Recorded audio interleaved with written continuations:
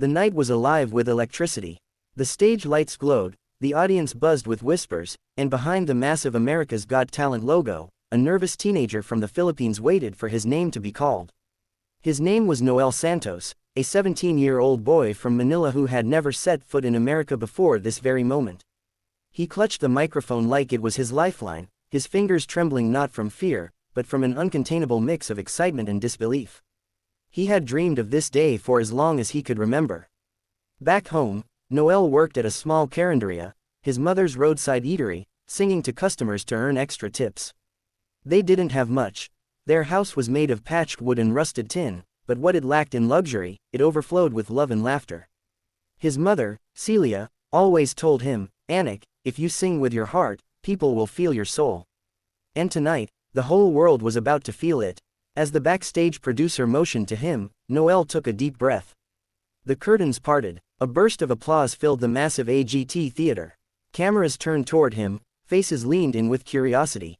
On the judges' panel sat Simon Cowell, Heidi Klum, Sofia Vergara, and Howie Mandel, each of them waiting to see if this nervous Filipino boy had anything new to offer.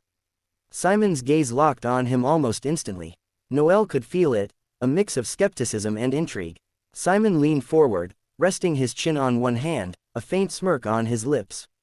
"Hello," he said, his British accent crisp. "What's your name?" Noel's voice cracked slightly as he replied, "My name is Noel Santos, I'm from Manila, Philippines." The crowd cheered at the mention of his country. He smiled shyly, brushing his dark hair from his eyes. "Welcome to America's Got Talent," Simon said. "Tell us, what are you going to do for us tonight?" "I'm going to sing," Noel said softly. "What song?" Simon asked. Noel hesitated for a moment. "Michael Jackson's Billie Jean." The room shifted. The audience exchanged glances, the judges raised their eyebrows. Even Simon's expression changed. "Billie Jean," he repeated. "That's a big one. That's sacred ground." "Yes, sir," Noel replied, voice trembling but eyes burning with quiet confidence. "But I want to sing it my way." There was a short pause. Simon tilted his head, intrigued. "All right," he said finally. "Good luck." The theater fell into silence. The first notes began to play, but not the way anyone expected. Instead of the iconic beat, the melody was soft, almost haunting. Noel had stripped the song down to its core, just him, a single spotlight, and a slow piano. He closed his eyes. Then, in a voice that seemed to carry both pain and poetry, he began to sing. She was more like a beauty queen from a movie scene. The audience froze. The tone of his voice was unlike anything they had expected from a teenager. It was raw, soulful, full of emotion that felt older than his years. His accent added a gentle lilt to the words, and his phrasing made the familiar lyrics sound new, as if he were telling his own story through Michael Jackson's. Simon's eyes flickered with surprise. He leaned forward, elbows on the desk, studying every note. Noel's performance grew deeper. The slow rhythm built into a pulsing heartbeat of piano and light percussion. His voice soared, crisp, passionate, trembling with energy. He hit each high note perfectly, his voice cracking just slightly in the moments that mattered most, making it real, human. "She said I am the one." The crowd began to murmur in astonishment. Some stood, cheering quietly. Others simply stared, mouths open, as the Filipino teen transformed the pop classic into something entirely his own. When he reached the chorus, Noel opened his eyes, and for a second, it was as though he wasn't on a stage anymore. He was back in Manila, standing on a narrow street under the glow of yellow lamps, singing for his mother while she washed dishes in their small kitchen. "But the kid is not my son." He poured everything into those words. It was grief, pride, struggle, love, all the pain of leaving home, all the joy of chasing a dream. By the final note, the theater was silent again. Then came the explosion, cheers, applause, screams of, "Wow!" And, "That was amazing." Howie was the first to stand. "Yes," he shouted. "That's how you do it." Sophia clapped her hands above her head, eyes wide. "Incredible. You made that song your own." Heidi smiled brightly. "You are so talented, Noel. I could feel your heart the whole time." Then came Simon. The camera zoomed in on his face. He was still sitting, silent, staring at Noel as though trying to process what had just happened. Finally, Simon stood up.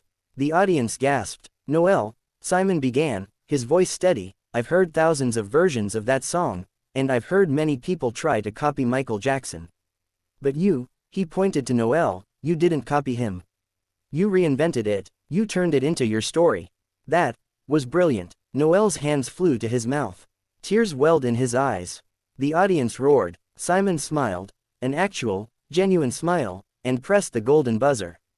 The theater erupted. Gold confetti rained down from the ceiling as Noel fell to his knees, overwhelmed. His mother, watching from backstage, covered her mouth and began to cry. The judges rushed to their feet as Simon walked toward the stage, clapping slowly. He placed a hand on Noel's shoulder. "You have no idea how special that was," he said. "You reminded me why I do this show." Noel was shaking, his tears mixing with the confetti. "Thank you, sir," he whispered. When the performance ended, clips of the moment flooded social media. Within hours, #Noel Santos was trending worldwide. Millions of people shared the video of the Filipino teen who dared to sing Billie Jean differently, and shocked Simon Cowell. But Noel's journey hadn't started on that stage. It had started years earlier in the slums of Manila. He was 6 when he first discovered Michael Jackson. His uncle had an old DVD player and one scratched copy of Thriller. Noel would watch it every night, mesmerized by the way Michael moved, the way his voice could command a crowd. He'd try to imitate the moonwalk on the cracked floor, wearing his father's 2 big shoes. His mother would laugh and clap, saying, "You'll be famous one day, Anik." When his father passed away when Noel was 10, music became more than a dream, it became therapy. He would sing to drown the pain, to bring light to his mother's tired eyes. By 15, he was performing in local contests, sometimes singing in exchange for food or a little money to help pay for electricity. Then came the miracle. A visiting talent scout from Los Angeles heard Noel perform at a small charity concert in Quezon City. Impressed, she recorded a short video and posted it online. Within days, the clip went viral. AGT producers reached out, inviting him to audition in Los Angeles. For Noel, it felt impossible. He had never been on a plane, never left the Philippines. But his mother sold what little jewelry she had, and their neighbors pooled donations to cover the travel expenses. "Go," they told him. "Show them what a Filipino heart sounds like." Now, that very heart had captured the world. In the days after his audition aired, Noel's life changed overnight. He appeared on morning talk shows, his performance racking up tens of millions of views on YouTube. Journalists praised his artistry, celebrities tweeted about him. Filipino communities across the globe rallied behind him, calling him the next world star from Manila. Simon, in an interview, said, "There's something incredibly genuine about him. He didn't just sing a song, he told a story. That's what great artists do." As the AGT competition continued, Noel returned to the stage for the semifinals. This time, he chose another unexpected song, Adele's "Someone Like You," and transformed it once again into a heartfelt, stripped-down version. His performance ended with thunderous applause and a standing ovation from all 4 judges. But fame, Noel learned, came with pressure. In between rehearsals, he missed home terribly. He would call his mother every night, saying, "Ma, I wish you were here." She would reply, "I am, Anik. Every time you sing, I'm right there beside you." When the AGT finals arrived, Noel faced his biggest challenge yet, performing an original song. He wrote it himself, called "Home Again," a soulful ballad dedicated to his mother in the Philippines. His voice, now more confident but still full of emotion, carried the message of a boy who had traveled across the world to make his people proud. The audience cried, the judges gave him a standing ovation again, and Simon Cowell, visibly moved, said, "You've already won, Noel. No matter what happens tonight, you've already made history."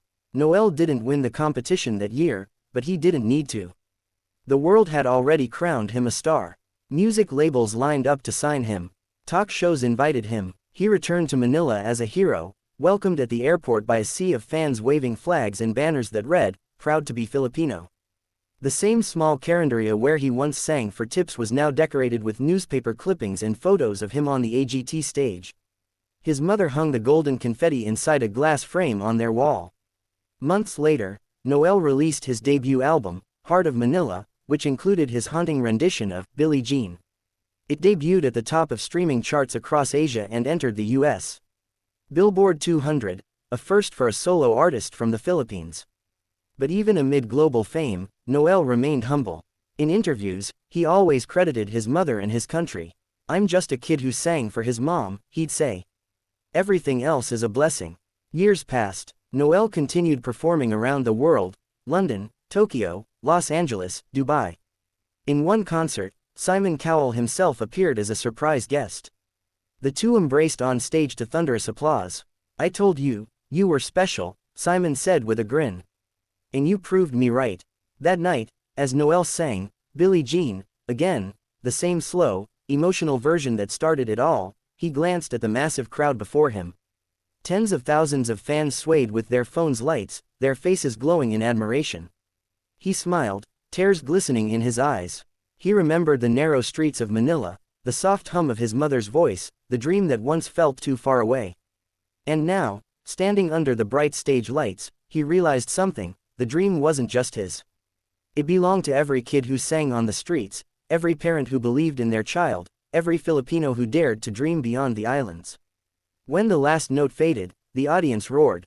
Noel looked up, whispering softly, "Thank you, Ma." In that moment, the boy from Manila who once sang for tips had become a symbol of hope for millions. He hadn't just shocked Simon Cowell. He had reminded the world that true talent knows no borders, no background, no limits, only heart. And as the lights dimmed and the crowd continued to cheer, Noel realized that sometimes, the smallest voices can make the loudest echoes across the world. He walked off the stage smiling, holding his microphone, like an old friend, knowing that this was only the beginning. His story, rooted in love, struggle, and faith, would continue to inspire for generations. Because once upon a time, a Filipino teen sang Billie Jean, and in doing so, he sang for the world.